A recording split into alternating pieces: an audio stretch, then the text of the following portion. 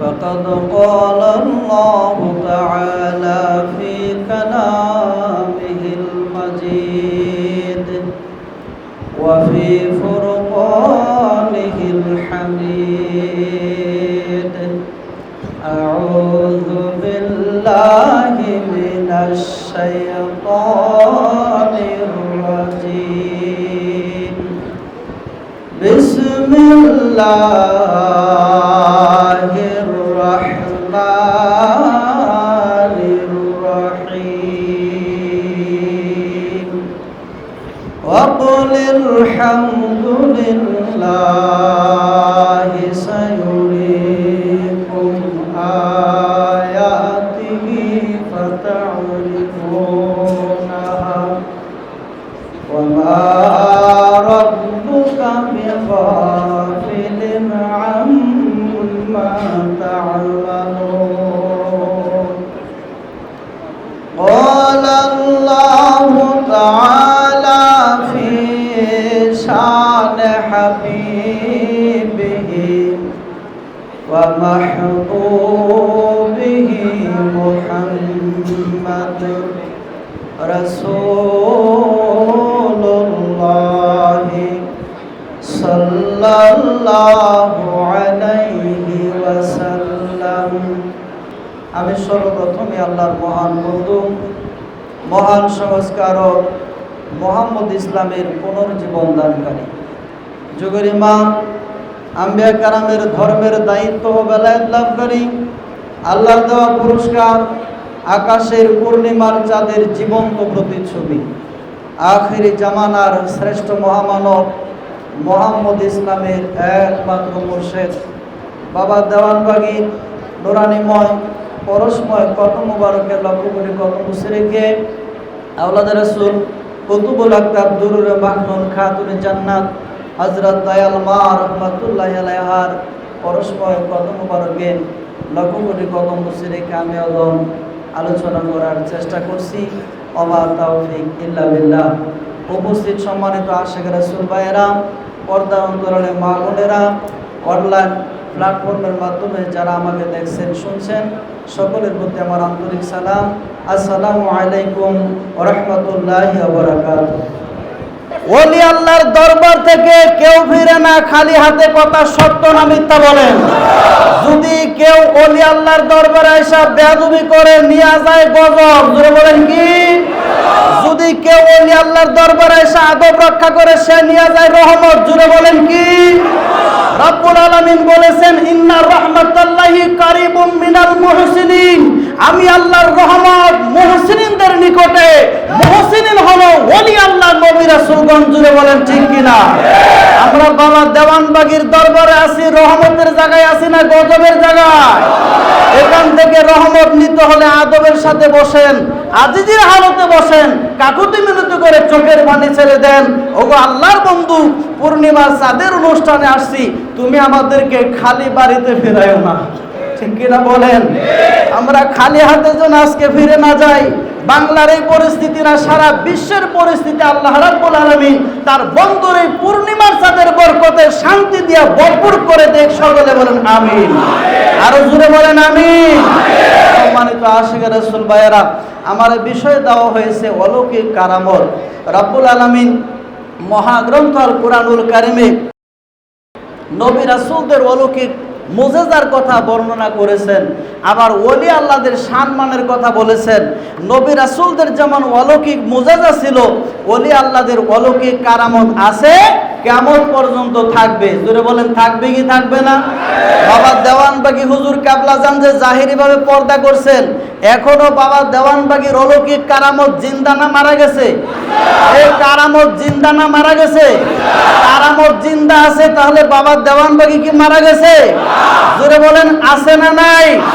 বাবা দেওয়ানবাগী যে আছে, চোখের পর্দা অপারেশন করে আমরা যদি দূর করতে পারি, কলবের 70,000 পর্দা যদি আমরা দূর করতে পারি, আমরা যেমন পূর্ণিমার চাঁদ এই দুই চক্ষু দ্বারা দেখতে পারি, বাবা দেওয়ানবাগীকেও দেখব, কোনো সন্দেহ নাই। শুধু ওই চোখের পর্দা, কলবের পর্দাগুলো পাপগুলো অপারেশন করার জন্য মুর্শেদ কাবলাজানের প্রেম মহাব্বত লাগবে, তার প্রতি বিশ্বাস লাগবে, ভক্তি লাগবে, আদর বিশ্বাস সাহস মহাব্বতের মাধ্যমে, ওজিফার আমলের মাধ্যমে, গোলামির মাধ্যমে আমরা সামনে যদি এগিয়ে যাই, আমাদের 70,000 পর্দা দূরীভূত হবে, চোখের পর্দা দূরীভূত হবে।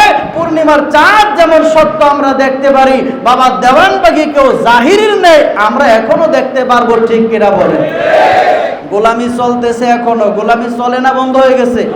গতকালকেও গোলামি চলছে, আজকে অনুষ্ঠানের জন্য আজকে বন্ধ আছে। আমরা বাবা দেওয়ানবাগি হুজুর কাবলাজানের রওজা শরীফে গোলামি করতে চাই কি চাই না? আমরা অলসতাটা ছেড়ে দিয়ে আসুন আমরা সবাই গোলামিতে লেগে যাই। এটা আমরা অনেক আগে গজলও শুনছি, বাবে মদিনার গোলামি আমায় দে রে মুর্শিদ বাবা, বাবে মদিনার গোলামি আমায় দে, বাবে মদিনার গোলামি আমায় দে ও দেওয়ানবাগি বাবা, বাবে মদিনার গোলামি আমায় দে। আমরা গোলামি করার চেষ্টা করব, শানে নয়, গজলে নয়, বাস্তবে প্র্যাকটিক্যালে মাথার গাম পায়ে ফেলে আমরা যেন গোলামি করতে পারি। সকলেই নিয়ত করে আল্লাহ আমাদেরকে কবুল করুক, সকলে বলেন আমিন। সম্মানিত মুসল্লি কেরাম, বরিশালের আশিক রাসূল হাসান মুন্সি সাহেব তিনি একটা অলৌকিক ঘটনা আমার সাথে শেয়ার করলেন একটু আগেই। তিনি বললেন যে ভাই, বাবা দেওয়ানবাগির অলৌকিক এটা বলে শেষ করা যাবে না। বাবা দেওয়ানবাগির অলৌকিক কারামত, প্রত্যেকটা জাকের মুরিদ সন্তান সবাই অলৌকিক কারামত, জোরে বলে ঠিক কিনা? আর এটা মুর্দা কারামত না, জিন্দা কারামত, জিন্দা। মারহাবা বলেন মারহাবা। বাবা দেওয়ানবাগির মুরিদ সন্তান, প্রত্যেকটা মুরিদ সন্তান তারা জিন্দা কারামত, কারণ প্রত্যেকটা মুরিদ সন্তানের কালবের মাঝে আল্লাহ নামের জিকির এখনো জারি আছে, জোরে বলেন ঠিক কিনা? তাহলে আমি অদম কয়টা কারামত বলতে পারবো, জানি বা কয়টা? সম্মানিত মুসল্লি কেরাম, আশিক রাসূল হাসান মুন্সি সাহেব বলতেছেন, দেখেন বর্তমান পরিস্থিতি যা এমন, আমার মেয়ের যখন জন্ম হবে, আমার স্ত্রী গর্ভবতী মেয়ের জন্ম হবে, এমন সময় দায় ডাকা হলো, দায়কে ডেকে নিয়ে আসা হলো। দায় বলল, আমারই হাত দেয়া 200-র উপরে সন্তান আমি প্রসব করেছি, 200-র উপরে সন্তান আমি নর্মাল ডেলিভারির ব্যবস্থা হয়েছে আমার এই হাত দ্বারা, কিন্তু আপনার স্ত্রীর এটা নর্মাল ডেলিভারি হবে না, তাড়াতাড়ি হাসপাতালে নেন, সিজার করতে হবে, এটা নর্মাল ডেলিভারির রোগী না, সিজারের মাধ্যমে। তার শাশুড়ি যখন সংবাদ পাইল যে দায় অপারগতা সৃষ্টি করছে, সে অপারগ, হ্যাঁ ডেলিভারির এই কাজ করতে পারবে না, সিজার করতে হবে, শাশুড়ি টাকা নিয়ে হাজির, তাড়াতাড়ি তোমার বউকে নিয়ে আমার মেয়েকে নিয়ে চলো হাসপাতালে। এখন হাসান মুন্সি সাহেব বলতেছে এবং তার স্ত্রীও বলতেছে, আম্মা তুমি যে পাগলামি করো, এই পাগলামি করার দরকার কি? মা হাওয়া আলাইহিস সালাম যে জোড়ায় 100 জোড়ার উপরে সন্তান প্রসব করছে, তে ওনার এই সিজার হয়েছে কই? ওনার তো সিজার লাগে নাই, আমারও সিজার লাগতো না। তখন একটা মুরুক মানত করছে বাবা দেওয়ানবাগির দরবারে। জোরে বলেন কোন দরবারে? জোরে বলেন কোন দরবারে? এখনো দরবারে মানত করার সিস্টেম চালু আছে না বন্ধ হয়ে গেছে? তাহলে মানত করবেন কোথায়? বাবে মদিনা। নামটা বলেন, বাবে মদিনা দেওয়ানবাগ শরীফে মানত করবেন, ডানে বামে যায়েন না কিন্তু।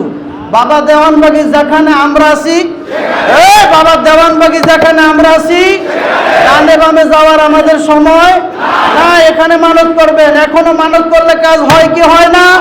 মানতের টাকা এখনো পকেটে আছে। বাবা দেওয়ানবাগি পর্দা করার বড় মানত করলে এখনো কাজ হয়। বাবা দেওয়ানবাগি পর্দা করতে পারে, তার পাওয়ারের কোনো ভয় হয় নাই, জোরে বলেন ঠিক কিনা? ওলি আল্লাহদের পাওয়ার কিয়ামত পর্যন্ত থাকে কি থাকে না? এই বাস্তব প্রমাণ বাবা দেওয়ানবাগি এখানে শুয়ে আছেন। এখনো মানত করলে আমরা ফল পাই, উপকার হয়। মানত করবেন বাবে মদিনা দেওয়ানবাগ শরীফে। মানত করছে মুরুগ, একটা মুরুগ, দেশীয় মুরুগ যদি খুব বেশি দাম হয়, বর্তমান বাজার অনুযায়ী 500 টাকা। একটা মুরুগ মানত করছে, ডেলিভারি হয়ে গেছে নরমালে। ওই দায় বলতেছে এটা কেমনি সম্ভব? এমনি সম্ভব। আল্লাহর ওলিদের উসিলায় অসম্ভব সম্ভব হয় কি হয় না? সম্মানিত মুসল্লি কেরাম, এই সন্তান যখন দুনিয়ার জগতে আসছে, আশিক রাসূল এই হাসান মুন্সি সাহেবের মা বলতেছে, আজান দাও, আজান দাও। উনি আবার বলতেছে কয় আজান কি আগে বাবাজানের ছবি মোবারকটা দেখাই লই। বাবাজান একটা ছবি মোবারক আনছে, বাচ্চারা কান্দে ওয়া ওয়া কইরা, এই বাচ্চায় বাবা বাবা কইরা ডাকতেছে। এই যে দেখেন হাইরা ভূমিষ্ঠ হয়েছে, কিছুক্ষণ আগে ভূমিষ্ঠ হয়েছে, ছবি মোবারক চোখের সামনে ধরছে, দেখা বাবা বাবা বলতেছে। সম্মানিত মুসল্লি কেরাম, 3 দিনের দিন বাবা দেওয়ানবাগির কদম মোবারকে নিয়ে আসছে। বাবা দেওয়ানবাগির নাম রাখা দিয়েছে নূর জাহান। সুবহানাল্লাহ। ওই বাবা দেওয়ানবাগির কারামত এখনো আছে কি নাই? ওই বাবা দেওয়ানবাগির কারামত আমরা সবাই জিন্দা কারামত, ঠিক কিনা বলে? বাবা দেওয়ানবাগি হুজুর কাবলাজানের কারামত। আমার পিতা আব্দুর রহমান ফকির, আমাকে অলৌকিক কারামতের কথা বলা হয়েছে, অন্য আলোচনা অনেক আলেম ভাইরা করছেন, আমি ওই বিষয়ে যাইতে চাই না, সময় হলে একটু যাব। আমার পিতা মরহুম আব্দুর রহমান ফকির 2003 সালের ঘটনা বলছে। আমি ছোট, আমার এক ভাইও আজকের অনুষ্ঠানে আছেন, ওনারা ভালো জানেন, ওনারা বড় ছিলেন। সম্মানিত মুসল্লি কেরাম, আমার পিতার হঠাৎ করে বুকে ব্যথা, ময়মনসিংহ হাসপাতালে নিয়ে যাওয়া হলো। পরীক্ষা নিরীক্ষা করে ডাক্তার বললেন পিতে পাথর হয়েছে, এই পাথর অপারেশন করে তাড়াতাড়ি এটা অপারেশন করতে হবে, নচেত যদি এটা ফেটে যায় দুর্ঘটনা হতে পারে, মারাও যেতে পারে রোগী। এরকমভাবে ডাক্তাররা বললো যে তাড়াতাড়ি অপারেশন করতে হবে। 11 দিন টাইম দিচ্ছে, 11 দিনের মধ্যে অপারেশন না করলে রোগীর ক্ষতি হবে, আপনারা বাড়িতে নিয়ে যান, টাকা পয়সা নিয়ে আসেন, 11 দিনের মধ্যে অপারেশন করতে হবে। এই 11 দিনের মধ্যে হঠাৎ করে একদিন আমার পিতা আব্দুর রহমান ফকির, ওনার প্রচণ্ড ব্যথা শুরু হয়ে গেছে। আমার পিতা আব্দুর রহমান ফকির উনি বলতেছে আমার একটা দা দাও, দা দিয়ে আমি আমার বুকটা চিরা দেখি বুকের ভিতরে কি হয়েছে। আমরা এই কথা শুনি না, দা কাছে ছিল আর দা বডি যা ছিল দূরে নিয়ে রাখছি, যে না জানি কোন পাগলামি করে। এমন অবস্থায় আমাদের আশিক রাসূল পরিষদের সভাপতি সাহেব, ওনাকে আমরা খবর দিলাম, কারণ ওই সময় শুনছি বাবা দেওয়ানবাগির দরবারে মানত করলে ওই মানতে বলে উপকার হয়, রোগবালাই দূর হয়ে যায়। তো ওই সময় আমাদের সভাপতি সাহেবরে আহ্বান করা হলো, উনি গেলেন, আত্মার পানি সুবাইয়া পানি দিলেন। এই আত্মার পানি সুবানো পানি আমরা খাইছি কি খাই নাই? এখনো খাইতেছি না? আমি খাইতেছি খাইটা। এই আত্মার পানি সুবানো পানি দিছেন, আত্মার মানুষ সুবানো সরিষার তেল দিছেন, দেওয়ার পরে আমরা তেল মালিশ করতেছি, পানি পান করানো হয়েছে। মোটামুটি আলহামদুলিল্লাহ একটু ব্যথা কমছে। একটু ব্যথা কমার পরে আবার হঠাৎ করে ব্যথা বাড়ছে। আমরা মানত করছিলাম 2000 টাকা দামের খাসি, মানত করছি 2000 টাকা দামের খাসি। মানত করার পরে এই ট্রিটমেন্ট করার পরে কাসিদা শরীফ, মিলাদ শরীফ পরে মোনাজাত করে সভাপতি সাহেব চলে গেছে। চলে যাওয়ার পরে আমার পিতা আব্দুর রহমান ফকির, ওনার ব্যথা আবার বেড়ে গেছে। বেড়ে যাওয়ার পরে হঠাৎ করে এক সময় আমার পিতা মারা গেছে।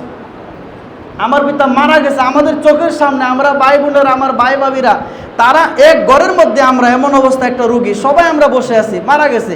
আমার আব্বা ছিল পূবে পশ্চিমে শোয়া, তাড়াতাড়ি আমরা ধরে আমরা উত্তর দক্ষিণে শোয়া দিলাম, কারণ মারা গেছে।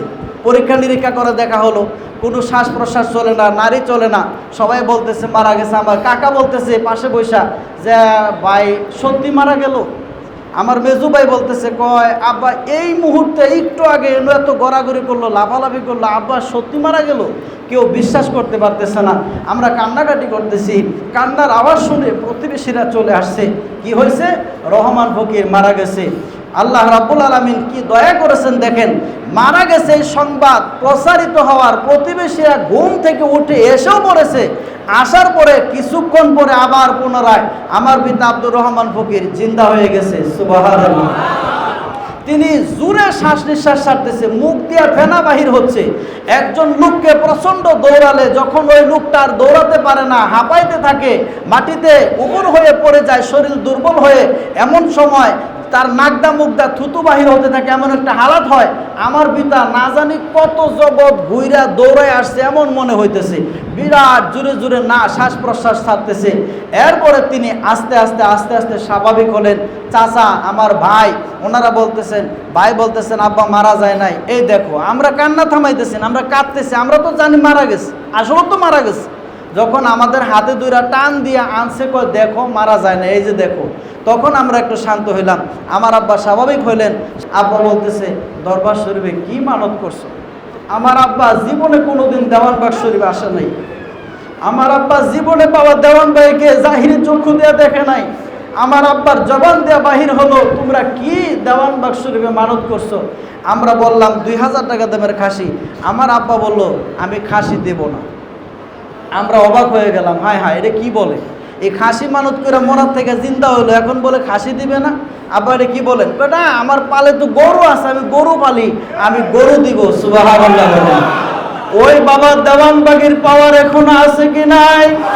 এই নূরে মুহাম্মদীলে এত টানাটানি, এত হেসরা হেসরি। বাবা দেওয়ানবাগির বাণী মুবারক শুনেন, পূর্ণিমার সাথে বাবা দেওয়ানবাগির অনুষ্ঠানের বাণী মুবারক শুনেন। পূর্ণিমার সাথে বাবা দেওয়ানবাগির অনুষ্ঠানের বাণী মুবারক বাবা দেওয়ানবাগি বলেছেন যে আল্লাহর নূরে রাসূল সৃষ্টি, ওই রাসূলের নূরে তামাম জাহান সৃষ্টি, দয়াল রাসূলের নূরে চাঁদ সৃষ্টি, সূর্য সৃষ্টি, গ্রহ নক্ষত্র আসমান জমিন সব সৃষ্টি। বাবা দেওয়ানবাগি বলছেন ওই চন্দ্র যেহেতু নূরে মুহাম্মদীর সৃষ্টি, তাহলে চাঁদের মধ্যে নূরে মুহাম্মদী থাকলে অসুবিধা কোথায়? সুবহানাল্লাহ বলেন। তাহলে চাঁদের মধ্যে নূরে মুহাম্মদী আছে কি নাই? বাবা দেওয়ানবাগির একটা গোপন পরিচয় হলো, বাবা দেওয়ানবাগি হলো জিন্দা নূরে মুহাম্মদী, ঠিক কিনা বলেন? তাহলে বাবা দেওয়ানবাগির আরো অনেক পরিচয় আছে। আজকে পূর্ণিমার চাঁদে বাবা দেওয়ানবাগিকে আল্লাহ দেখায় নেন কেন? শুধু আল্লাহর আকার প্রমাণ করছে এজন্য না, সারা বাংলার যত বন্ড পীরেরা আছে, বন্ড পীর মাশায়েখরা বাবা দেওয়ানবাগিকে যখন আল্লাহকে দেখেছি বলেছে, তারা বাবা দেওয়ানবাগিকে বন্ড বলছে, বলছে না বলে নাই? বাবা দেওয়ানবাগি বলছেন আল্লাহ প্রমাণ করে দিয়েছেন আমাকে পূর্ণিমার চাঁদে দেখাইয়া, জগতের মানুষকে বুঝাইছেন যারা আমাকে বন্ড বলছো, এখন তোমরা পূর্ণিমার চাঁদে গিয়ে ফতোয়া দাও। বাবা বলছে কি বলে নাই? দয়াল বাবা এরকম একটা বাণী দিছে কি দেয় নাই? বাবা দেওয়ানবাগি বলছেন যে আমাকে যারা উল্টা পাল্টা বলছে, আল্লাহ প্রমাণ করে দিল পূর্ণিমার চাঁদে দেখাইয়া আমি দেওয়ানবাগি উল্টা পাল্টা না, তোমাদের মতো বন্ড না, তোমাদের মতো বিপদগামী না, তোমাদের মতো ওলি আল্লাহদের বিদ্বেষী না। আমি আল্লাহকে দেখছি, এটাও সত্য। রাসূলের সম্মান আমি তুলে ধরেছি বিশ্বের মাঝে, এটাও সত্য। তোমরা আমাকে যাহা বলেছো মূলত তোমরাই হলে বিপদগামী, তোমরাই বন্ড। আমি আল্লাহর বন্ধু, আমি দেওয়ানবাগি যে মাহবুবে খোদা, এটা প্রমাণ করার জন্য আল্লাহ পূর্ণিমার চাঁদে উঠাইয়া দিয়েছেন, তুলে ধরেছেন। এখন ফতোয়া দিয়ে পূর্ণিমার চাঁদে গিয়ে ফতোয়া দাও। জোরে বলেন ঠিক কিনা? বাবাজানের বাণী মোবারক আছে কি নাই? বাবাজান দয়া করে বলছেন এই পূর্ণিমার চাঁদের অনুষ্ঠান যে বা যাহারা পালন করবে তাদের মুক্তি সুনিশ্চিত, সুনিশ্চিত, সুনিশ্চিত। ঠিক না বলেন? আমরা মুক্তি পেতে চাই কি চাই না? বাবা দেওয়ানবাগিকে ধরে রাখতে চাই কি চাই না? আমাদের অন্য কোন পীরের দরকার আছে? অন্য কোন মুর্শিদের দরকার আছে? দেওয়ানবাগি শরীফে একজন মুর্শিদ নাম কি? বাবা দেওয়ানবাগ দরবার শরীফে একজন পীরের নাম কি? একজন মুর্শিদ, তিনি হলেন বাবা দেওয়ানবাগি। দেওয়ানবাগি ঠিক কিনা বলেন? যারা আমরা বাবা দেওয়ানবাগিকে ভালোবাসি, বাবা দেওয়ানবাগির আশেক বলে দাবি করি, মুরিদ বলে দাবি করি, দুই কান বন্ধ রাখবেন। বাবা দেওয়ানবাগির বাণী মুবারক ছাড়া, তার কথা ছাড়া, তার সম্মান ছাড়া অন্য কথা শুনবেন না। শুনলে শয়তানে ওয়াসওয়াসা দিতে পারে। ওয়াসওয়াসার থেকে বাঁচার জন্য বিপদগামীর থেকে 100 হাত দূরে থাকবেন। কি সবাই রাজি আছেন তো? আল্লাহ আমাদের সকলকে আমাদের মহান মুর্শিদ বাবা দেওয়ানবাগির আদর্শের উপর কায়েম থেকে তার কদম মুবারকে গোলামি করে ইহদিনাস সিরাতুল মুস্তাকিমে কায়েম থাকা তৌফিক দান করুন। আমিন। বারাকাল্লাহু লানা ওয়া লাকুম ফিল কুরআনিল আযীম। জাওয়াদুন কারিমুন মালিকুন বাররুর রাউফুর রহিম।